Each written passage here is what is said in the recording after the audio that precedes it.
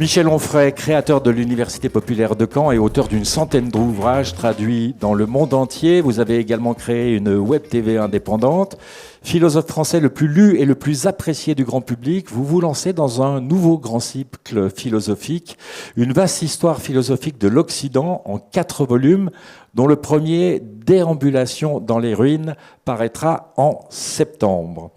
Michel Onfray, pourquoi vous attelez à une nouvelle histoire de la pensée occidentale après la contre-histoire de la philosophie, qui, pour mémoire, était un cycle de conférences donné à l'Université populaire de Caen sur 13 années, conférences reprises par France Culture avant d'être éditées en disque et qui a donné naissance à une douzaine d'ouvrages. Pourquoi y revenir aujourd'hui ? Parce que j'avais le projet de rouvrir une université populaire dans mon village natal, à Chambois, et que, à nouveau, les édiles se sont débrouillés pour que ça n'ait pas lieu. Il suffit juste d'interdire les permis de construire. Donc ce projet est avorté. Mais comme j'avais commencé à écrire le cours que j'aurais pu donner dans cette université populaire, eh bien, je l'ai continué. Donc il aura lieu, ce cours, mais d'abord sur le papier, puis ensuite probablement de manière numérique. Le fil rouge de cette histoire de la pensée, c'est la guerre des idées. D'ailleurs, initialement, la série devait s'appeler Podemos. Pourquoi cet angle ? Parce que je crois à une dialectique qui n'est pas forcément la dialectique hegelienne, mais une espèce de dualisme qui est une tension qu'il faut résoudre en permanence. C'est-à-dire quand on nous dit l'Antiquité, on oublie que dans l'Antiquité, il y a aussi bien Démocrite, qui est un philosophe radicalement matérialiste, que Platon, qui est un philosophe idéaliste, qu'il y a des tenants de l'idéal ascétique, comme Épicure, par exemple, et puis des tenants d'un idéal complètement hédoniste, comme Aristippe de Cyrène.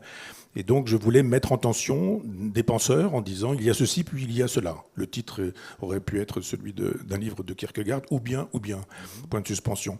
Et on n'est pas tenu d'être démocritéen, matérialiste, on n'est pas tenu d'être idéaliste ou platonicien, mais l'enjeu, c'est ça. C'est-à-dire que dans les plus de 2000 pages de Pléiade de l'œuvre complète de Platon, par exemple, eh bien, il n'est pas une seule fois question de Démocrite, qui est pourtant le grand ennemi de Platon.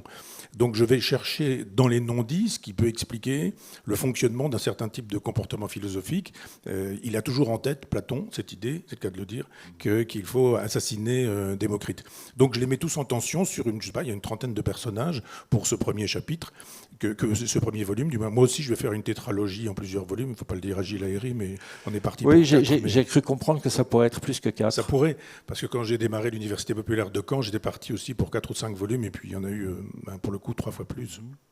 Alors vous avez le talent aussi d'aller chercher des penseurs qu'on connaît peu ou qu'on connaît mal, ou d'aller chercher dans des œuvres moins connues de grands penseurs. D'où ça vous vient, cette curiosité, cette envie de nous faire découvrir finalement des pans de la philosophie qui ne sont pas si accessibles que ça ? Si, je pense que c'est accessible. Simplement, il y a une espèce de paresse intellectuelle qui fait qu'on va chercher les grands auteurs, et dans les grands auteurs, on va chercher ou privilégier les grandes questions. Et que moi, ce qui m'intéresse justement, c'est d'arriver par le côté. On peut toujours faire un grand cours sur la théorie des idées de Platon, ça a été fait des milliers de fois, mais on n'interroge pas cette question qu'on trouve chez Diogène Laërce, par exemple, qui est l'historien de la pensée que vous savez.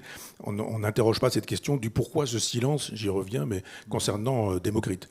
Pourquoi n'est-il pas question, par exemple, d'Aristippe de Cyrène, alors que c'est un grand adversaire de l'époque, parce que quand on va jusqu'au XXe siècle, on voit bien que la tension, elle oppose aussi bien Sartre et Camus, par exemple, et on voit bien comment il y a une tension, mais je ne vais pas prendre des cas contemporains, mais ça marche encore aujourd'hui. On pourrait. On pourrait. Moi, je trouve intéressant que vous publiez ça aujourd'hui, parce que la guerre des idées, elle fait rage, et je trouve fondamental qu'on retourne au fondement, finalement. D'où ça vient, cette guerre des idées ?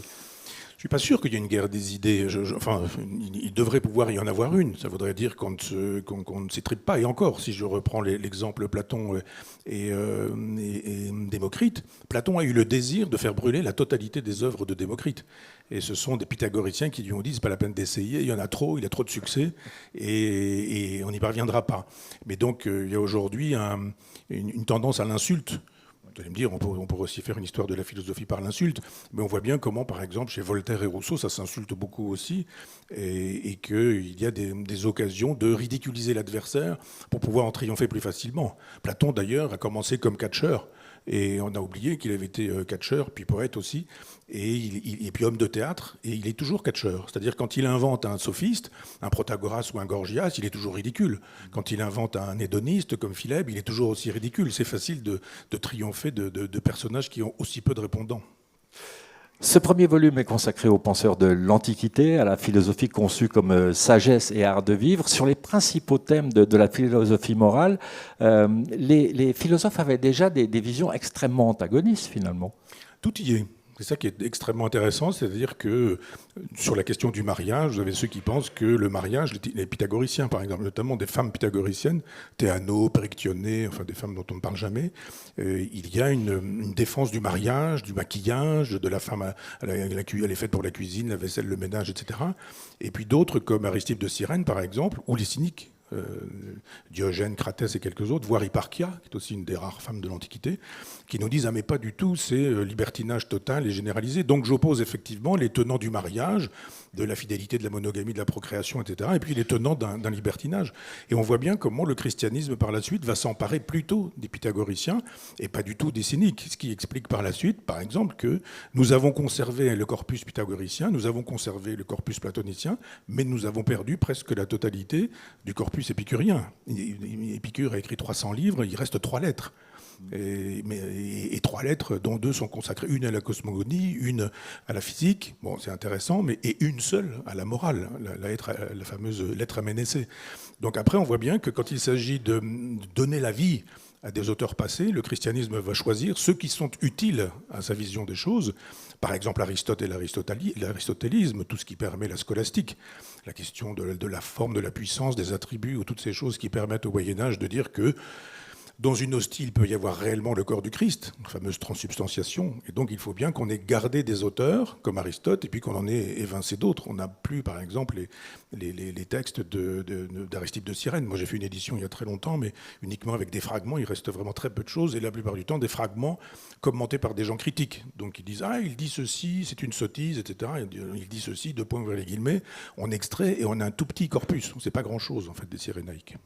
Dans cette réinvestigation de la pensée occidentale, en dehors de l'angle qui est très précis pour cette série, qu'est-ce qui vous a étonné? Est-ce que vous avez redécouvert ou découvert des recoins de pensée qui ont été importants dans l'écriture de ces 4 volumes? Oui, d'abord, je n'ai pas voulu, dans l'hypothèse de feu cette nouvelle université populaire, je n'ai pas voulu refaire le cours que j'avais déjà fait, ça ne m'intéressait pas.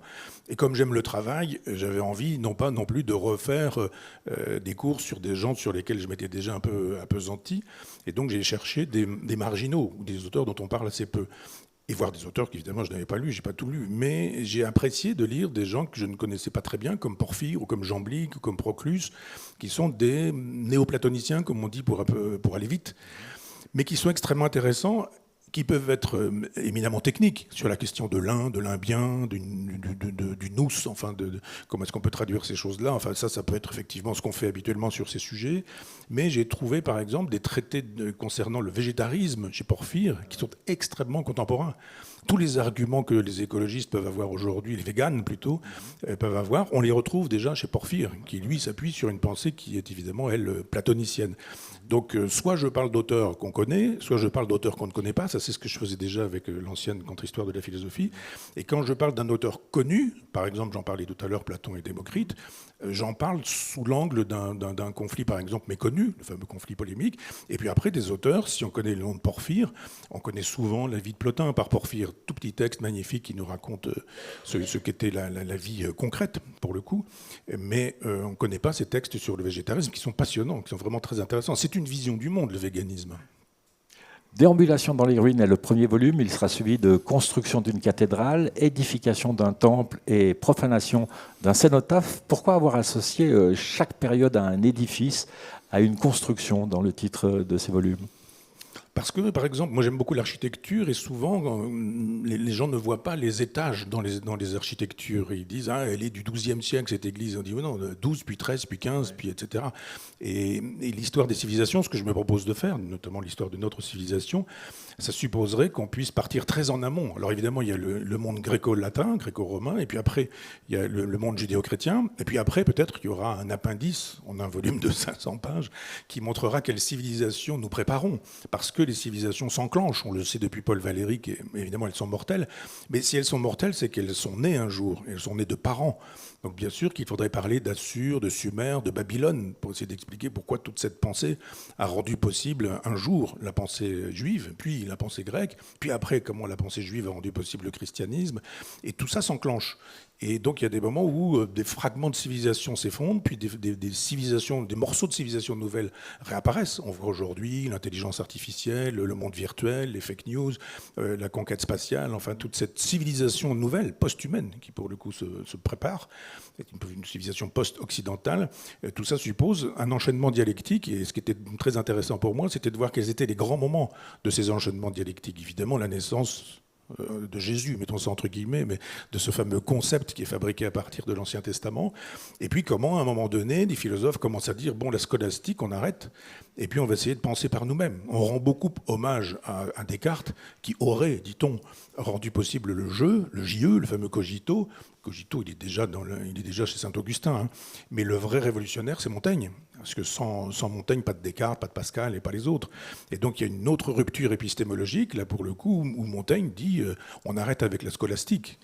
Il dit, c'est quoi sa formule? Il dit le jambon fait boire, non, le jambon fait boire, boire donne soif, donc le jambon. Il y a des jeux chez Montaigne qui sont très intéressants, très drôles, mais qui sont une critique profonde de la scolastique. Et là aussi, il y a un passage. C'est un auteur majeur, Montaigne. Ouais. Et c'est d'autant plus un auteur majeur que le féminisme, le décolonialisme, si on veut utiliser le vocabulaire d'aujourd'hui, le véganisme aussi, indépendamment de Porphyre, ça se trouve chez Montaigne. Tout est déjà là. Quand tu dis les femmes sont un peu un peu légère, mais c'est parce que nous les fabriquons telles. C'est une façon de dire qu'il n'y a pas une nature humaine féminine qui serait inférieure, mais que si les femmes ne font pas de philosophie, de mathématiques ou je ne sais quoi, c'est parce qu'on les éduque comme ça. C'est une vraie révolution. Ou quand il nous dit, regardez, les fameux Brésiliens, les sauvages, tout le monde parle des sauvages aujourd'hui, Retailleau hier encore, ouais. Et que Montaigne nous dit, nous appelons barbares ce qui n'est pas de notre fait. C'est une révolution considérable. Donc après, il y a des grandes révolutions comme ça. Il y a une révolution qui est celle du nihilisme avec Nietzsche, et je construirai tout ça à partir effectivement d'une métaphore architecturale, en disant que, bien sûr, il nous reste des ruines aujourd'hui et nous n'avons plus qu'à déambuler. Il manque des morceaux, il manque des fragments chez tous les philosophes présocratiques, hélas, il ne nous reste plus que des fragments. Et puis après, on constitue un corpus dont on ne parle pas beaucoup. Moi, j'ai passé 8 ans à la fac et on ne m'a jamais parlé des pères de l'Église. La patristique, on n'en parle pas. On passe de Saint-Augustin à saint Thomas d'Aquin et entre deux, on oublie 10 siècles de philosophie et patristique, et les pères de l'Église, que ce soit, je sais pas quoi, Dorothée de Gaza, ou Méthode d'Olympe, ou Grégoire de Nazianze, Grégoire de Nice, Tertullien, on connaît un peu, mais tous ces gens n'en parlent pas, alors qu'on constitue le corps occidental. Si nous avons le corps que nous avons, corps de garçon, corps de fille, corps de femme, c'est parce qu'effectivement, il y a eu des réflexions sur la chasteté, sur la virginité, sur le corps glorieux, et donc le chapitre, pas le chapitre, mais le livre suivant, ça sera consacré à voir comment la patristique constitue un corps occidental. Un dernier mot, Michel Onfray, pour faire peur à vos éditeurs. Si par hasard la série devait faire plus de 4 volumes, vous avez déjà pensé à des constructions pour les titres? Il y a déjà des idées? J'improviserai, on trouvera des métaphores architecturales, des bâtiments. Histoire philosophique de l'Occident, avec un premier volume à sortir en septembre, La sagesse des anciens, ça s'appelle Déambulation dans les ruines. Merci infiniment Michel Onfray d'être venu nous parler de cette belle série.